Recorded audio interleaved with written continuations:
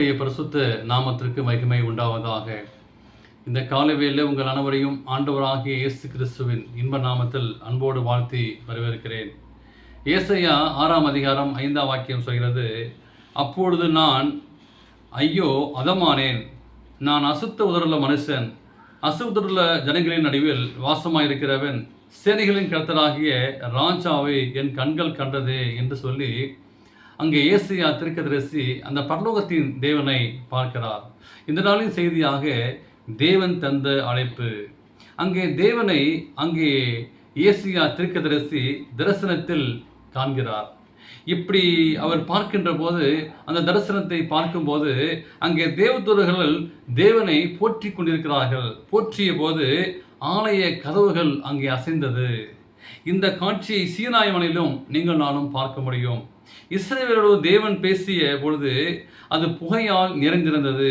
எனவே இஸ்ரவேல் எல்லோரும் பயந்து அங்கே நடுங்கினார்கள். நடுங்கி தூரே அவர்கள் தள்ளி போனார்கள்.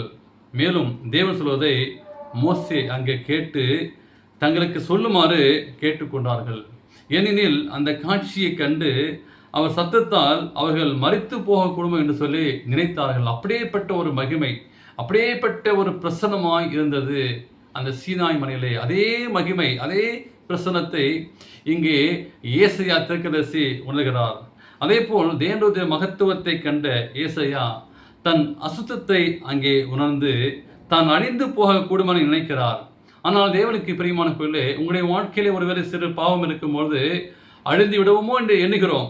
அதே மாதிரி அங்கே ஏசாயா நினைக்கிறார். அப்பொழுது தேவதூதன் ஒருவன் நெருப்பு தழலை எடுத்து ஏசாயாவின் உதத்தை தொட்டான். அதனால் அவனுடைய அக்கிரமம் அங்கே நீங்கிவிட்டதாக கூறினான். அப்ப தூபமானது மக்களுடைய ஜபமாக இருக்கிறது. அந்த ஜபம் பண்ணும்போது அந்த ஜபம் பரலோகத்தை எட்டுகிறது. எனவே தீர்க்கதரிசி அங்கே மற்றவரிடம் பாவ மன்னிப்பு நிச்சயத்தை பற்றி பேசும்போது இந்த அனுபவத்திலிருந்து பேசுவதற்கு அநேக ஏதுவான காரியம் நமக்கு இருக்கிறது. பாவ மன்னிப்பு பேசும் பொழுது தன் அனுபவத்திலிருந்து அவன் பேசினால் அது வல்லமையாக சாட்சியாக இருக்கும். அங்கே வாசிக்கும் போது நான் யாரை அனுப்புவேன், யார் போவான் என்று சொல்லி அங்கே ஆண்டவர் கேட்டார்.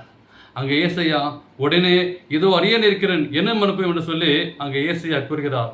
அதன் பிறகு மக்களுக்கு அவன் சொல்ல வேண்டிய ஒரு காரியம் தெரிவிக்கப்பட்டது. தேவ அழைப்பை அநேகர் அபாத்திரர் என்று சொல்லி உடனே பதிலளிக்கிறார்கள். சுத்தவான்களையும் நீதிமான்களையும் தேவன் அழைக்கவில்லை.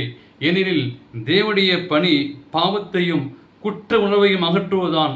அந்த அழைப்புக்கு இணங்க அவன் தயங்கினால் சிலர் சத்தியத்தை அறியவும் வாய்க்காமல் போய்விடும். எனவே தேவன் அழைத்தால் இதோ அடியேன் இருக்கிற சொல்லி ஆயத்தமாக வேண்டும். இதனாலின் செய்தியாக தேவன் தந்த அழைப்பாய் ஒருவேளை இந்த காலை வேலை ஆண்டவர் உங்களுக்கும் எனக்கும் ஒரு அறைக்கு வேலை கொடுக்கலாம், உங்களுக்கு ஒரு அழைப்பை கொடுக்கலாம். அதை ஏற்றுக்கொண்டு ஆண்டவருக்காக சாட்சியாக வாழுவோம். சத்தியத்தை அறிவிக்க தீர்மானம் செய்வோம். தேவன் தாமே உங்களை ஆசீர்வதிப்பாராக. ஆமென்.